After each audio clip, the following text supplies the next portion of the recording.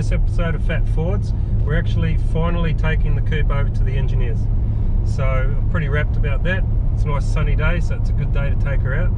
And yeah, this is the test that I've been talking about lately. It's the torsion stiffness test, or beam test, some people call it. And this is where they put the car up on a rack and they basically weld a beam to it and put some weight on it and test how strong the body is in layman's terms. I'm sure the engineer will have a much more technical example to give you, but yeah, so really looking forward to it, because this is a major part of the build. Once this is done, once we've got the results from this test, we'll be able to take her back, put the body back on the rack and start removing firewall and probably at least half of the floor pan, and then we'll be inserting the Mustang floor pan and firewall, and from that point on it's basically major changes. So I'm really looking forward to it. So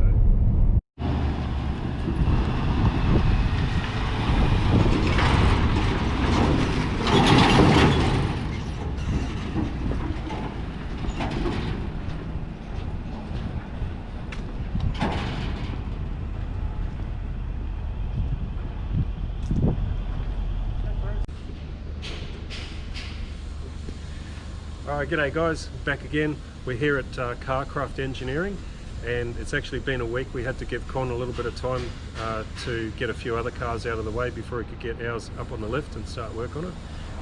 But yeah, they're hard at it right now, and we're just going to go in and see what's going on. So let's go.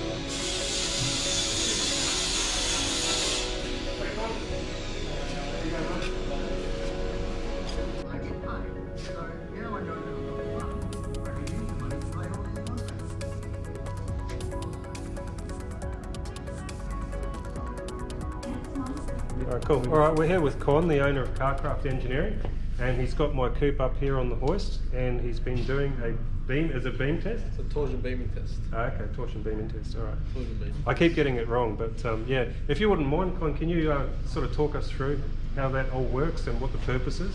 No problem. So, torsion beaming test is basically a test outlined by, well, RMS, or it's actually in the VSB 14 guidelines and the testing procedures. Purpose of the test is to test the torsional rigidity and beaming strength of a vehicle body in the case where it's going to be modified. So where we're going to have substantial modifications to a chassis or a floor pan of a vehicle, the only way that we can really justify that our newly modified vehicle stands up to the original, at least to the original strength criteria of the original car, is to basically know where the car started out at. We need a baseline. We need to know how strong, how much torsional rigidity, how much beaming strength did a factory XB Coupe have. And what we do is basically go through the test, which involves making all the suspension rigid.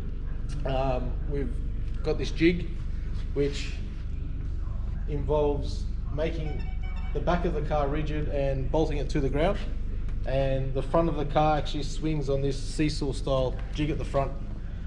Oh yeah. So if you come down here, you can see all the dial indicators. So there's 6 dial indicators down each side of the car, starting at the front axle, rear axle, and there's 4 in between. Now the amount of force that we put on a vehicle body depends on the car. So the RMS or VSB 14 guidelines give us a formula which to work by. So the formula takes into account the tear weight of the car, the GVM, and the wheel tracks. So seeing as this is our initial test, we go off the original GVM of the car, the original tear weight of the car. We work the GVM out by adding all the weight of the passengers, luggage, fuel loads and whatnot, so we come up with a GVM. Wheel tracks are obviously different front and rear, so what we've done in this case is average the front and the rear, which isn't that far different. I mean, they're 1537 front and 1524 rear, so we average that out at 1530. After putting it through the formula, a car like this, they're asking us to basically put 7,103 Newton meters of twist into the body, which we've done. Now, going by the criteria that they give us, we set up all the apparatus, set up the car on the jig, and we do a test run as such. So we do a test run to settle in the jig, settle in the apparatus. As much as we have made the body and the suspension rigid, Tom's gone through and removed the shocks and replaced them with solid steel bars. We need to expect that there is going to be flex in suspension components, in the jig, in whatever it may be. So we do the original test and we load the car up with a moment arm of 2 meters. To get to that 7,103 Newton meters, we basically lift a load of 362 kilos. So we've gone through that. We put the load on the car and then release the load and make sure all our gauges are back at zero. So basically, we want to make sure that we haven't twisted the car and it's going to, you know, it's not going to become a licorice stick and stay there. It's always a fear, but Yeah. So we haven't had one since. We haven't had one yet. So once we do the initial test, we then set up, we zero all the gauges, because in saying that they do return to zero, but you've always got that, you know, 0.1, 0.2 of a mil. As long as all the gauges return to within 0.1, 0.2, we'll zero the gauges and go for the test. So we put 362 kilos of weight on this arm, and we go through and record all the measurements on these dial indicators. Now, once we record the actual numbers, we then take those away and what we call reduce them to zero. So when we say reduce to zero, we take those numbers, and obviously putting that much force on this car, on this jig, on the suspension, we want to find the net torsional rigidity of the body itself. We don't want to know how much flex. We want to take out of the equation the flex of the jig, the flex of the suspension, and all that type of thing. So we take the numbers away and basically what we call reduce to zero, which eliminates all those factors, and we basically end up with a graph. So a graph which generally you'd hope is going to come back linear. When I say linear, in theory the back is fixed to the ground and doesn't have any twist, and obviously we're twisting the front of this car. So what you want to see is a graph that starts from virtually zero after we reduce it to zero, starts from zero and basically in a linear fashion comes up, and that's what we have, that's what we've achieved with this car. Being that it is the pre-test, we're not looking to meet any numbers or meet any criteria. What we're trying to do is, like we said earlier, establish a baseline to say, well, this is what a standard XB Coupe, this is where it's at, and this is the bare minimum requirements that we need to meet after we modify it. So once we modify this car, so Tom's got big plans for this thing.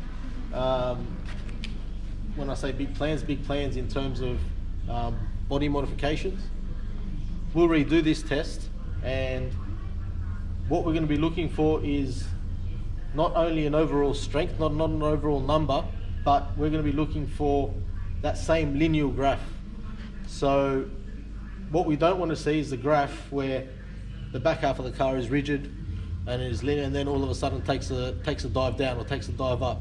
So we don't want to have any weak points in the car, in the chassis. So that's what we will be looking at when it comes time for the final test. So would you say when you do this first test, I mean, like it's basically showing you what a stock standard Falcon should be. Would you say that it also would pick out any possible weaknesses in the original design that can be improved on with modifications? It does, definitely. I mean, we're looking at a car that's what, 1974. 74, yeah. So, you know, pushing on what, 45, 50 years old. So you're not going to old technology. I mean, whether we like it or not, the car being the age it is, we don't know what they've been through. whether it's, you know, accident damage, repairs, rust, whatever it may be. Look, those sort of things, it's good to have a car like this that's just a bare shell, because you can actually see what's there. You can see any repairs that have been done, make sure they've been done correctly. You can see if there's any previous accident damage, which this is a good clean example, which is the reason why we use this car to get our baseline. In the past where we've had guys want to build a car and they've started out with a wreck, an absolute wreck, a rust bucket. So what we would do is, in that scenario, get our hands on a standard clean version of that vehicle. So for argument's sake, if you know, Tom's car was an absolute rust bucket, we'd get our hands on a stock standard XB Coupe, so we can establish a baseline, because obviously his rusty clunk isn't going to give us a genuine baseline.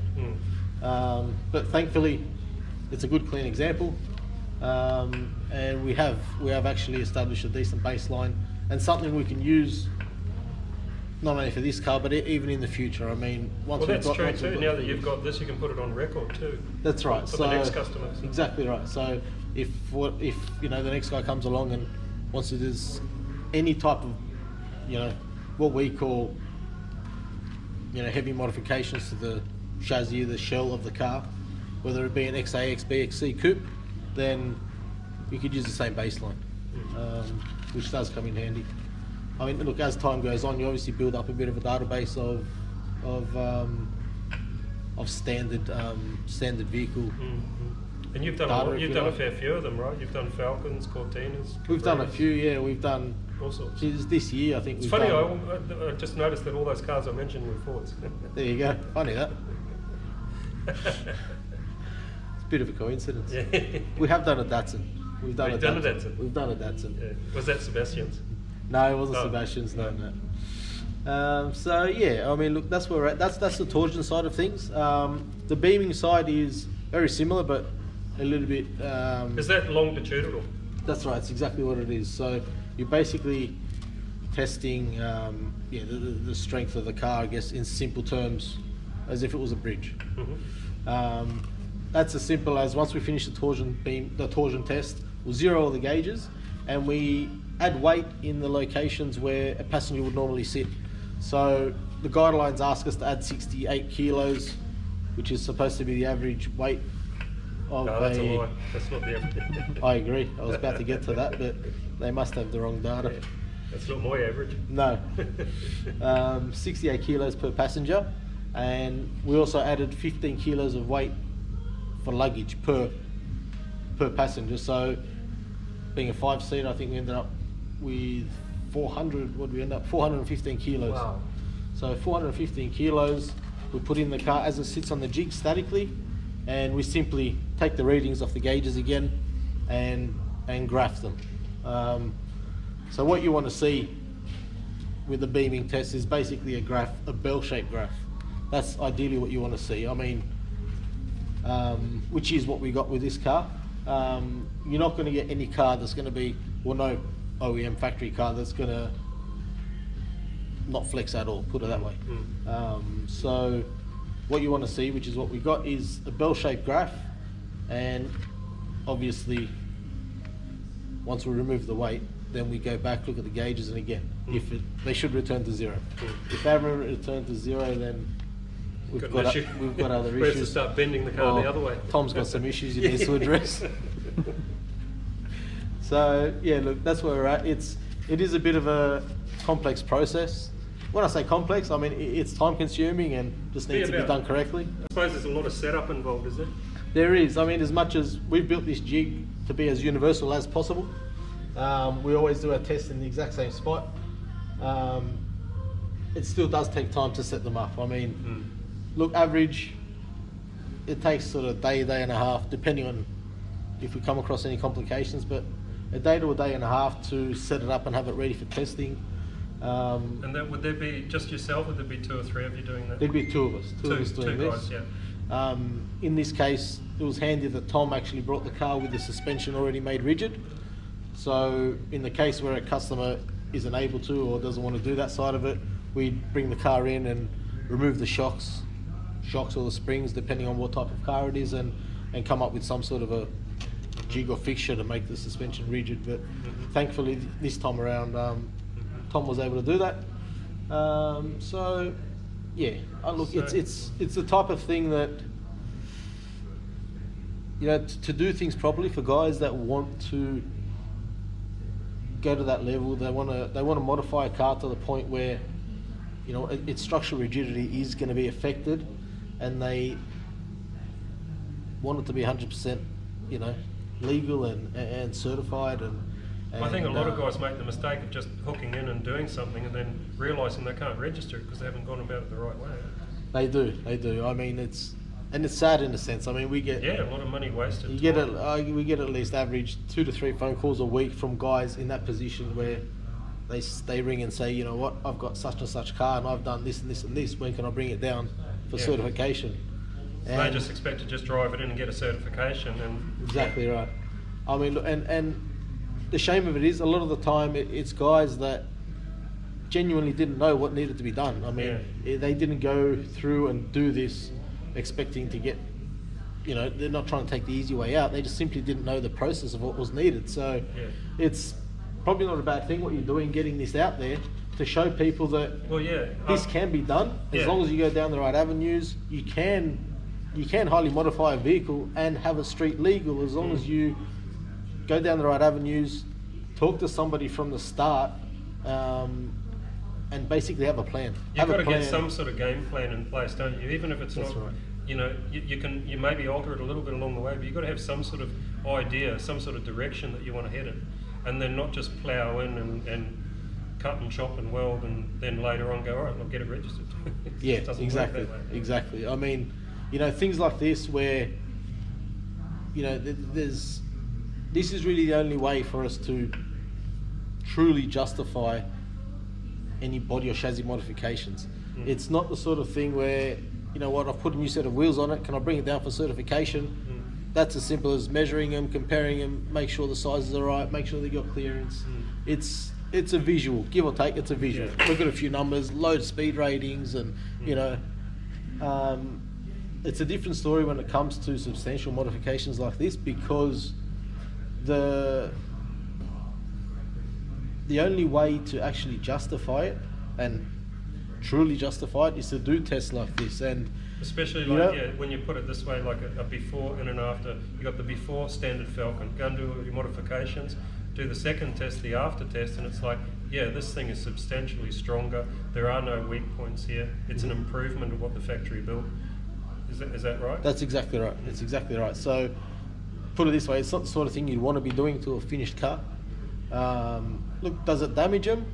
In theory, it shouldn't. I mean, you know, the force that we put the shell through, in theory, shouldn't damage the car, even if it was a finished, complete painted shell.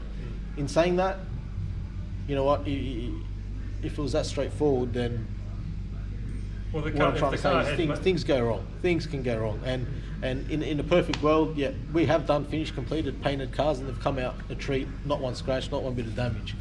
In saying that, is the sort of thing you want to put on a jig and start putting solid shocks into, and you know, twisting it up? Ideally not. No.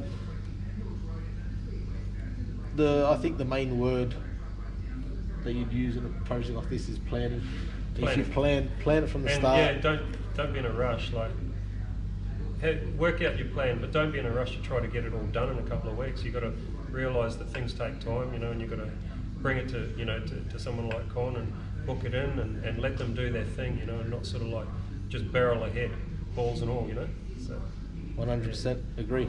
So yeah, look guys, if you can take something from this, it's, you know, if you look hard enough and you want to do something enough, you generally find a way to get it done. And you know what? It's not a common thing for a car to go through torsion beaming testing, but it is an option and it's out there. And for guys that do want to go to that next level and want to get it done correctly, that's the way to do it. So yeah, you want to enjoy your car when it's finished. You want to be able to jump in it and, you know, take it for drives and whatnot, and not be stuck, you know, on the back of a trailer. So exactly. No, that's good, Con. I appreciate you giving us the explanation and running us through it all. No worries. So, yeah, I know a lot of guys that are watching this are really curious on this whole process. I've been getting a lot of comments left on YouTube on the videos, and Yep. so this is good that you've explained it, and can't wait to get into it. We'll get it back to the workshop and go ahead with the modifications, and then yeah, hopefully not too far down the track we'll have it back here, and we'll Back get here that for the final second test. test. Yeah, that'll be fun. Sounds good. Yeah, awesome. Good Well, to thanks see you again, come mate. along. No worries So at all. anyone that's watching this, this is Con, and he's the owner here at Kar Kraft Engineering, and also the second business name is Pro Street Metalcraft. So Kar Kraft Engineering is a certification division, and Pro Street Metalcraft is the actual fabrication side. So yeah, come and see Con.